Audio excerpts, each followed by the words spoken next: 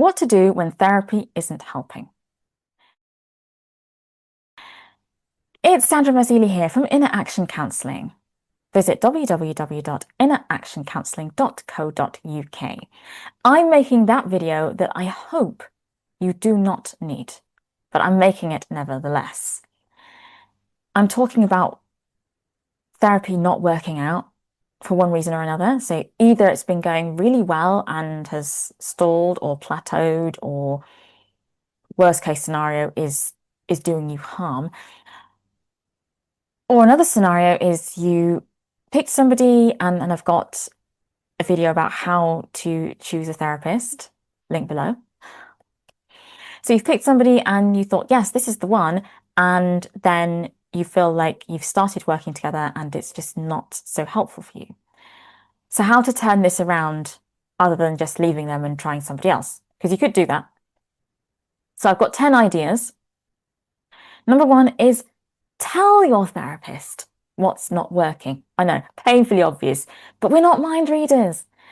So we might be, hopefully they have an inkling that what's happening isn't what you want, but 10 to 1 they won't. So you need to actually say something.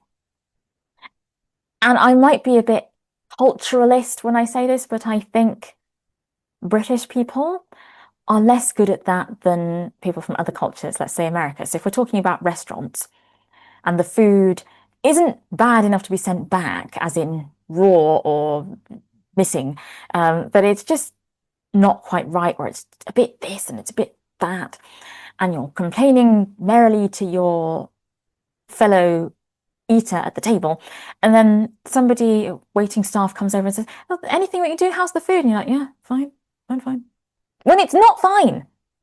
And I think somebody in America might say it isn't fine. So maybe your therapist asks you for feedback directly. You know, in CBT, structured therapy, they might ask you that in every session at the end. You know, what can we do differently? You know, how is it for you?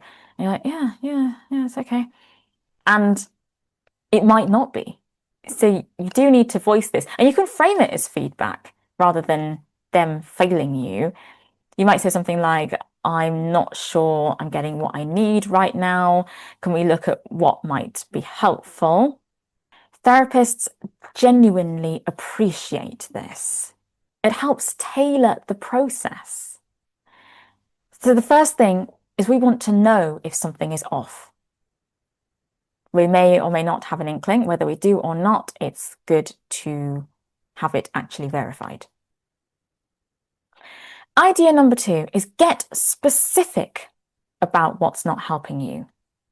And you may need to talk to yourself for a bit. I know it sounds a bit unhinged. Talk to yourself, or make some notes for yourself before having the conversation with your therapist. So is there a feeling of like stuckness? Do you feel like you're going around in circles? Do you feel like you're not making any progress, or you are making progress, but it's too slow for you? Like, what is it? To ask yourself some questions about this and have a bit of notes or journaling, or even, voice memos, a bit of drawing if that's how you think fluently, and get your ideas out. But do some sort of exercise like that and ask yourself the feelings that you have. So is it boredom, frustration, fear of change, feeling misunderstood? Naming the feeling often reveals whether it's about the therapy or the therapy style or the timing or something deeper, like avoidance or trust or feeling burnt out. You know, I'm all about pulling back the curtain. What's behind the curtain? So if it is boring or draining, what lies behind that? So I've mentioned things might feel too slow for you. It might be too fast. So let's say, I had therapy with somebody at one session and I left, I might add, where we did a bit of like small talk and stuff at the beginning, as you do. And then the first thing they asked me was, so what's your worst memory? And this was years ago, so I didn't know any better. So I did go there fully. I mean, I'm laughing at myself more than anything because I'm like, why? Why did you do that? But if I wanted to continue with that person, I mean, I didn't. I'm like, not going there ever, ever again. Um, but if I wanted to, like, if I really liked them and just, I want to make this work, then I could have potentially asked them that, yeah, I'm not really doing that now. Can we do something else? So it might be going too fast for you. There's a whole range of things. And you might be feeling bored because you're talking about stuff that isn't necessarily what you came to talk about.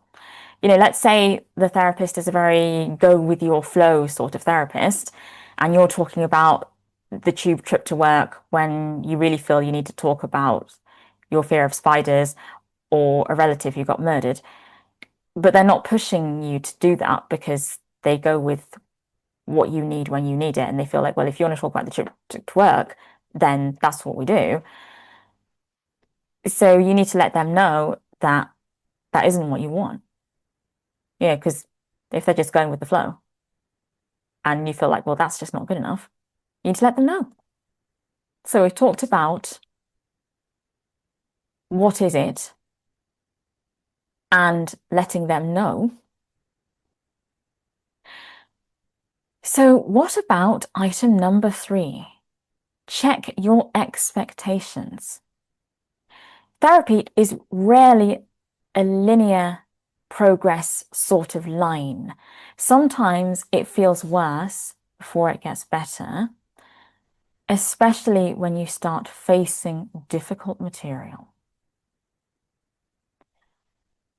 So you want to reflect with yourself if things are feeling too slow or too fast for you, why that is.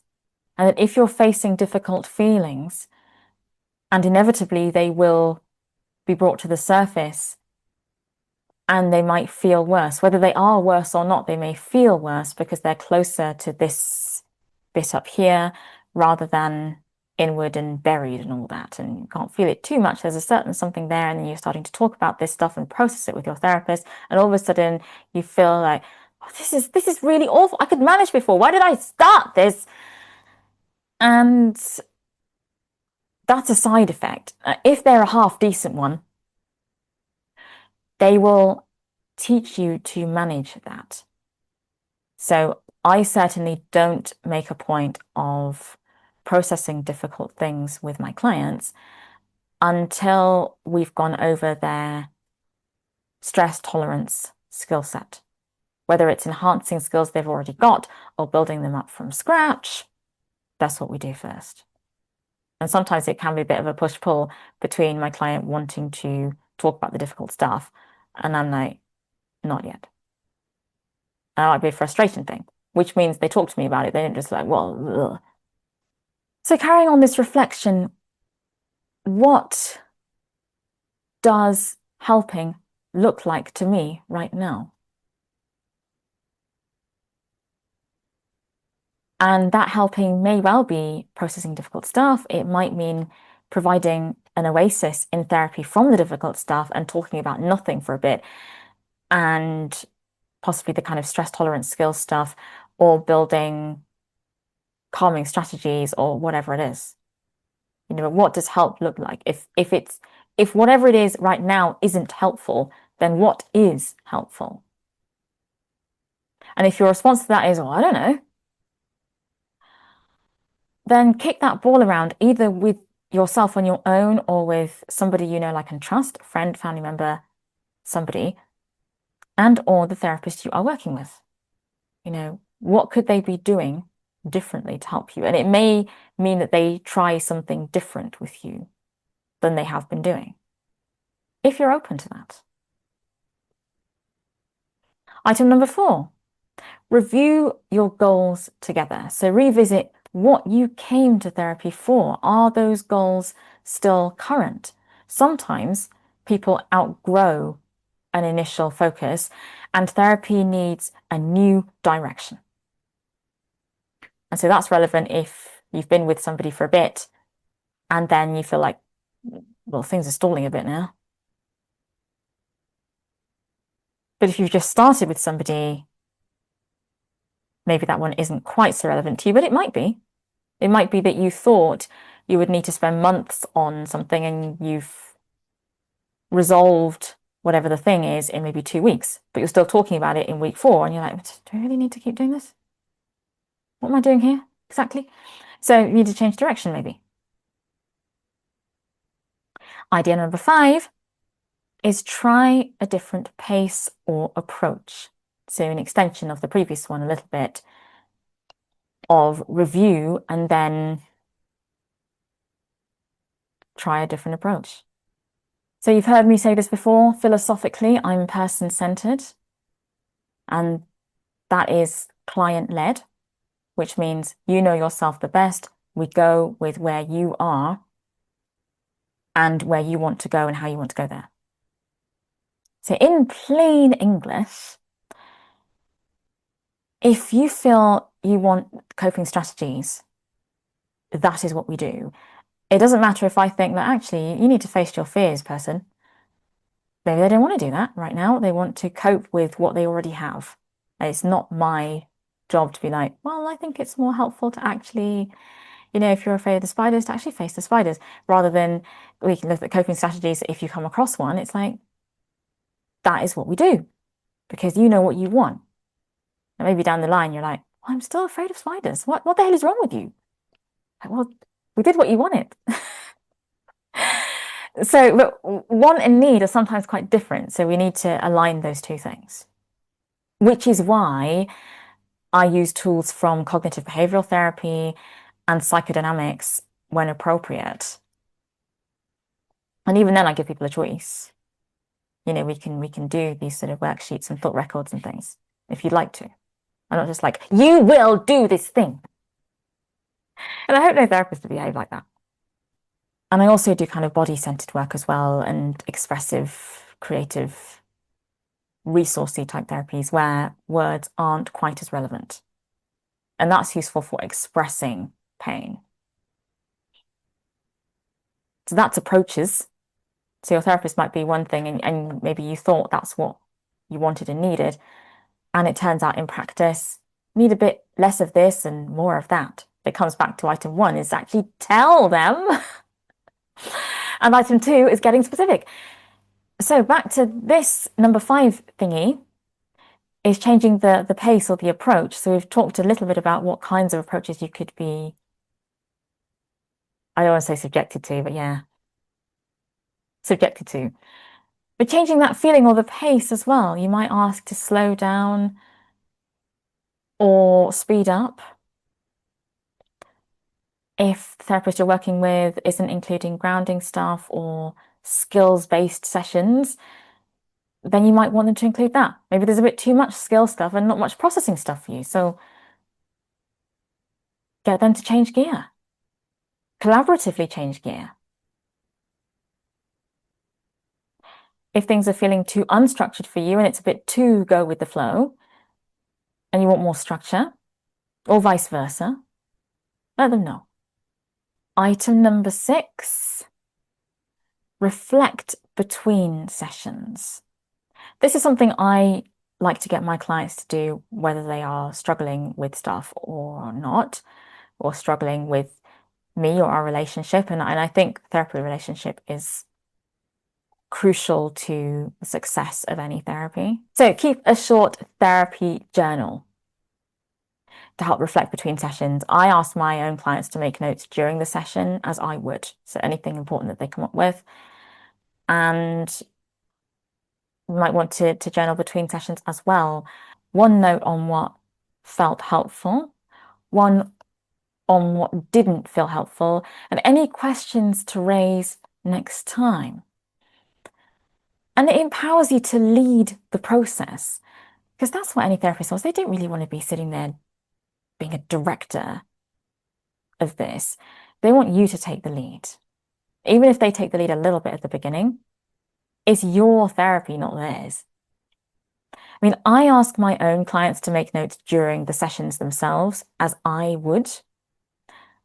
And then making kind of notes between sessions on specific patterns and patterns of behaviors or thoughts or feelings or any of that stuff. But just having a kind of overall helicopter view of your therapy can help you look at what is helpful and what isn't helpful. If you've come across some of my other videos about how some mental health issues work, they can be a bit all or nothing. So like, none of this is helping me. When sometimes there can be bits and pieces that are helping, but the rubbish bits of therapy might be eclipsing that, and evolution-wise, it pays to remember the things which aren't helpful and are dangerous to you. You stay alive a bit longer. Remember those red berries? You don't want to eat them again. Okay. Sometimes we may well have helpful bits in therapy, but that one bit that wasn't helpful is overshadowing all the work that you've done together. But if you've got this journaling thing, you can just flick back through and you're like, oh, yes, actually, it wasn't all over there or all over there. Remember the all or nothing from certain issues like anxiety, for example. It's all bad. Depression does this as well. Like everything is disappointing or just this whole life is just being wasted. And it's like, what about this? What about that? So that's item number 6 is keep a therapy journal. Idea number 7, take a short pause if needed. So a planned break can let insights settle or give emotional space. Sometimes you've taken on an awful lot of ideas in a therapy session or a couple of weeks or months worth, and you just need a bit of a break. It's a bit too much too fast, or there's been a lot and you need time for it to percolate like a coffee machine. So a planned break can be a good idea, and you can agree with your therapist how to review progress when you return. And so keeping a journal or something or other during your break can also be helpful. But you might not want to do that. You might want to make a few voice memos or some smiley/frowny faces diaries, whatever floats your boat. But do something to mark it rather than taking a break and then kind of going on your merry way. And you're like, oh yeah, wasn't I? What happened to that? Oh well. To discuss with your therapist, I mean, all of this comes back to discussing stuff with your therapist. And you don't have to worry about, oh, I have to face this person with this icky thing.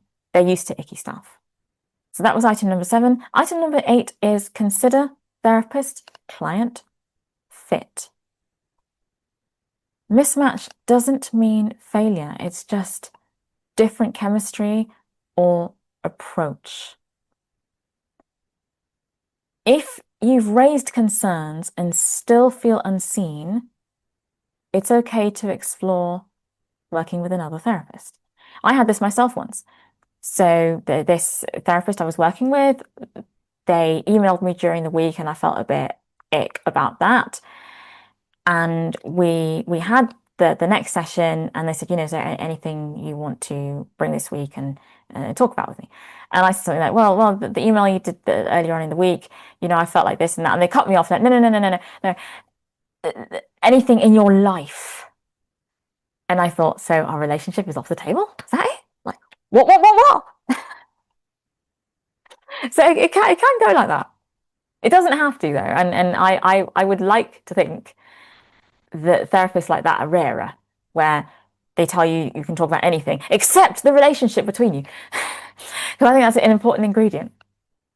But sometimes, and I've talked about this before, it's a question of either right therapist, right time, right technique. It's all aligned and it's all yay. Or right therapist, right technique, wrong time. Especially when we talk about things like grief and so on. Sometimes people really want therapy and really need it, but it's just too soon. They're just not ready for it. And that's all right, but it's about recognizing that. So that's right person, right technique, wrong time. It might be right person, right time, wrong technique, in which case it comes back to one of the other ideas we talked about, which is change the approach. If they have the ability to do that, and hopefully they do. I've talked about the approaches that I practice. So maybe the therapist you're working with is an integrative therapist, which means they will have a blend of different approaches. If they're eclectic, it means that they have a toolbox. So they're one thing one day and something else another day. So if I were eclectic, which I'm not, I'm more of a blendy person, so person-centered with other stuff. But if I were eclectic, one day I might be more humanist, like that client-led stuff that I talked about, and another day I might be an analytical purist and analyzing you and stuff. That's not me though. So we might have wrong person, right time, right technique, or wrong person, wrong technique, right time, or just everything is wrong. The wrong person with the wrong kind of therapy and the wrong time. And sometimes that can be quite counterproductive because the person on the other end may or may not necessarily appreciate that it's an ingredients issue. They might be like, well, that's all therapy then, right? Therapy is just rubbish. And then ruins their experience, so then they don't try somebody else. So I would encourage you to look elsewhere if the person you're working with isn't working out for you for whatever reason, and they're not prepared to acknowledge and work on it with you. So if it's not working out and you bring stuff up and then you're able to work on it together, and then sometimes the therapy relationship can grow stronger for a conversation like this. It really does not have to be a bad thing. But I would say that the key determinant to finding somebody else is if you bring up the issues that you have and they either flatly refuse to even have the conversation with you, or they have the conversation with you and kind of yeah you, like, well, this isn't helping and I'd appreciate this. Yeah, okay. And then just carry on how they were before. And that's not good, really.